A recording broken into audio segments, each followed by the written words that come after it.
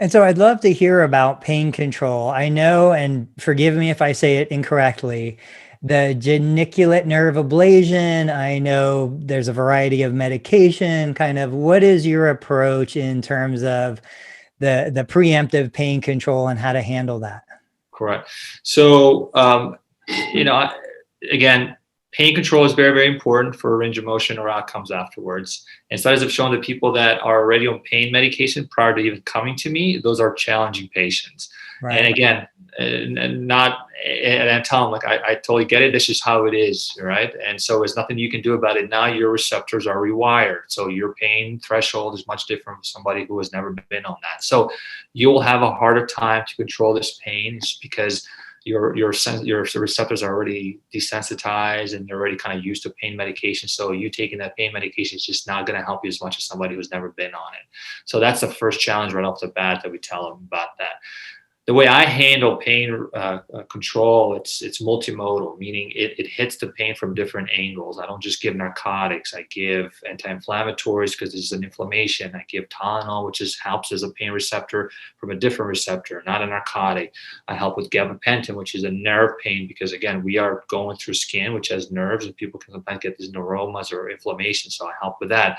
I use aspirin for my blood clot prevention so they don't get blood clots in their legs, and that's also a pain reliever.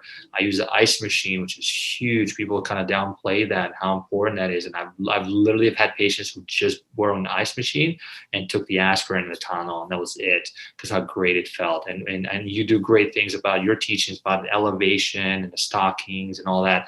And the edema, the swelling, that causes tremendous stretching of the tissues, which is very painful to patients. So all those together combined, I have a very good, it's not 100%. I still have the patients that struggle with the pain, but for the most part, that's sort of the best thing. And then, of course, during the case, I don't do general anesthesia, so I use blocks to obtain the anesthesia that I need. So the spinal in the back numbs the lower half of your body. That's got this residual effect for the rest of the day, which helps with the pain. Then I do blocks around the knee or blocks around the hip that also last 48 to sometimes almost 72 hours. I literally had patients walking the next day and say, "Doc, did you operate on me? This is unreal." I said, "Well, wait a second, wait a day or two. You'll be calling, telling me, oh my goodness, this hurts." And that's the case. It's because those things last. And so what I tell them is, while those things are lasting for you, and I also inject inside the knee as I come out, while they are helping you, continue with this oral regimen that I'm giving you. So then there's something on board. You've kind of built this low level in your body. So when that thing goes away, the blocks go away. Now the medication you've been taking are carrying you, so you don't have this wake up in the morning and it's 10 out of 10 pain and you're miserable because it's hard to catch up to it. So if you do a good job at that, and you do a good job with the swelling, with the ice machine and the compression stockings, you're going to go to the therapist and they're going to love you because your knee now is ready to go. It's already warmed up and it's in great condition, and we can get that motion going and break down that scar, because time is scar. That's what I tell them. The clock is ticking. You got to keep going with those exercises.